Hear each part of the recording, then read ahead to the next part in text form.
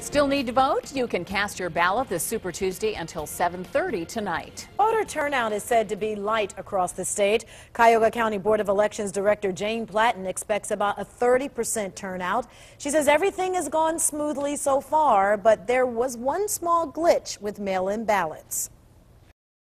60 voters had two first pages instead of a one-page and two-page. We corrected those problems for those voters, but otherwise we've had a really good 35-day voting period.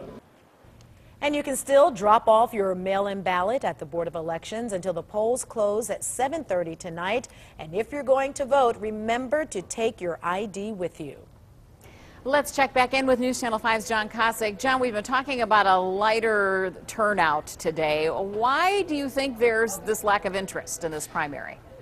Part of the problem we hear from voters is a lack of passion as we take a look at the preparations underway in Atlanta, where Newt Gingrich will take his results tonight, and in Massachusetts, where Mitt Romney will take his. But the reason that this race went on in 2008 for so long between Barack Obama and Hillary Clinton is that people that were supporters of them felt so passionately about their respective candidates that they didn't want it to end. We're lacking that enthusiasm, that interest, that passion with the Republican field this year. Now, as far as turnout is concerned, again, projected to be around 30% in Cuyahoga County this year as compared to 41% in 2008. One of the things you got to keep in mind is that's an average of Democrat, Republican, and independent voters. Now, here in Cuyahoga County alone among Republican voters, when the polls opened this morning, the turnout was already at 23% based on the number of early votes that are already in at the Board of Elections. So when you factor in the voters at the polls, you might see a Republican turnout in the mid 40% range.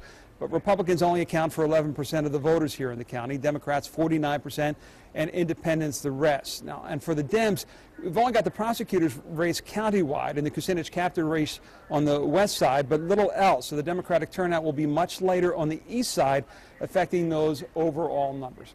Now, coming up tonight at 9 o'clock on NewsNet5.com, we invite you to come along with us for what's become an election night tradition. We're going to be doing a live webcast. We're going to be talking with Peter Lawson-Jones, our Democratic analyst, Tom Sutton, our political analyst. We'll be analyzing the numbers as they come in, breaking them down, letting you know what it is they mean when we see them and call these races as we see them. It's a throwback to old television, and we invite you to join it. We enjoy doing it every night, every year on NewsNet5.com, and that's tonight at 9 o'clock until 10 o'clock.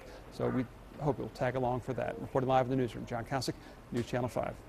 Thank you, John. And one of the hottest races on this primary day is the 9th District congressional race.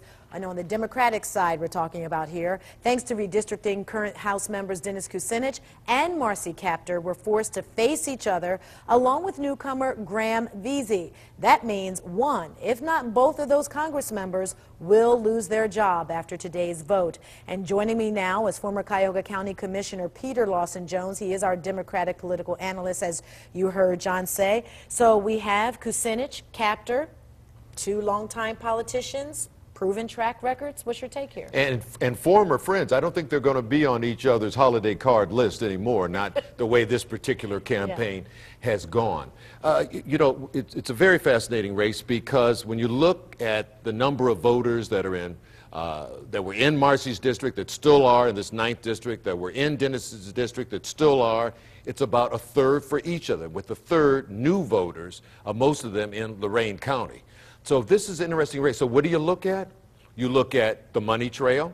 Clearly, Marcy has spent more, she has raised more, and she had more left as of a week ago, although there was a independent political action committee that of a conservative bent, intriguingly enough, that has spent a little bit of money, I think about a couple of $100,000 on behalf of Dennis Kucinich in this race. So that was kind of an interesting turn, and it's helped Dennis, obviously, somewhat. So you have to look at what is turnout going to be like in Cuyahoga County, in Dennis's district, as opposed to Lucas County, Marcy's.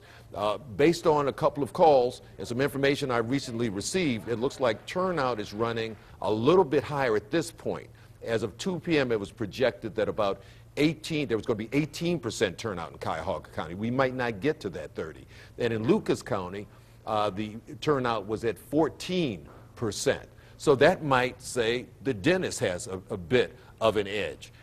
So it's a tough race. It's a tough race to call at this point. A lot's going to be absolutely, and a lot's going to be determined by who wins that middle district. Now, Marcy has certainly done a superior job as opposed to Dennis when it comes to lining up key officials in Lorain County behind her. I think she has the vast majority. So that could be the difference. It's difficult to say. Real quick in 30 seconds, any way VZ could be the spoiler in all this?